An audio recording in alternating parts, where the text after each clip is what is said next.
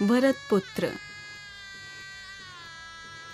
प्राचीन काल में मथुरा में एक प्रतापी नृपति राज्य करते थे। उनका नाम था शूरसेन। वे भगवान श्री कृष्ण के पिता वासुदेव के पिता थे। वे बड़े धर्मात्मा और प्रतिज्ञा पालक थे। शूरसेन के एक अनन्य मित्र थे जिनका नाम कुंती भोज था।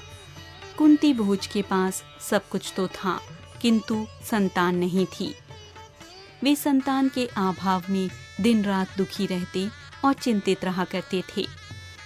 शूरसेन ने कुंती भोज के दुख को देखकर उन्हें वचन दिया था कि अपनी प्रथम संतान उन्हें दान कर देंगे। शूरसेन की प्रथम संतान एक पुत्री थी।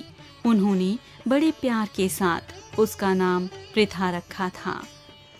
पृथा जब बड़ी हुई तो शूरसेन ने अपने वचन के अनुसार उसे कुंती भोज को सौंप दिया। कुंती भोज ने उसे अपने घर ले जाकर उसका नाम कुंती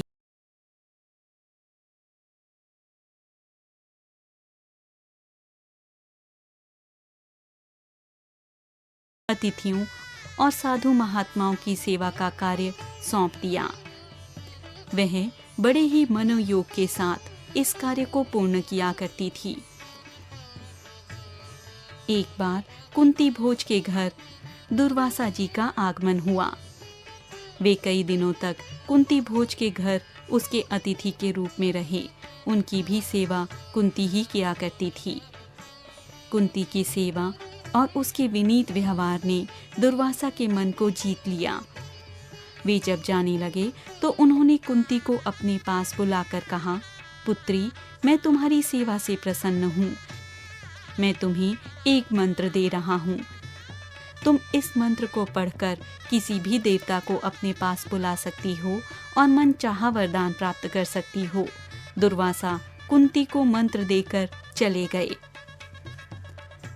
प्रभात के पश्चात का समय था। सूर्योदय हो चुका था। आकाश में पक्षी उड़ रहे थे। कुंती राजकीय उद्यान में एक शिलाखंड पर बैठी हुई थी। सहसा उसका ध्यान दुर्वासा के मंत्र की ओर गया।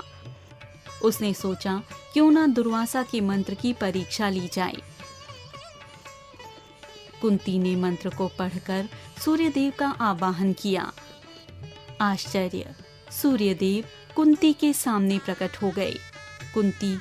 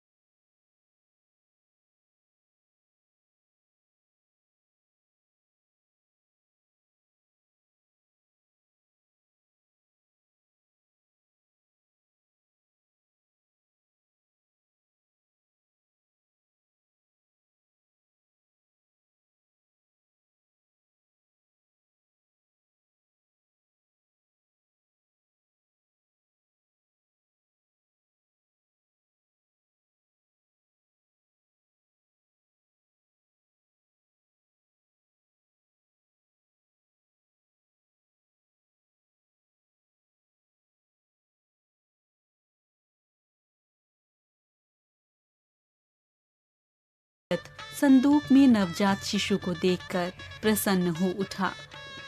शिशु भी कैसा, बड़ा तेजोमय, उसके कानों में स्वर्ण कुंडल और छाती पर कवच था। अधिरथ ने ऐसा बालक आज तक नहीं देखा था। वह उस बालक को अपने घर ले जाकर उसका पालन पोषण करने लगा। अधिरथ द्वारा पालित वही नवजात शिशु बड़ा होने पर कर्ण के नाम से प्रसिद्ध हुआ। कर्ण बड़ा शूरवीर और दानी था। उसके शौर्य और दान ने उसे अमर बना दिया।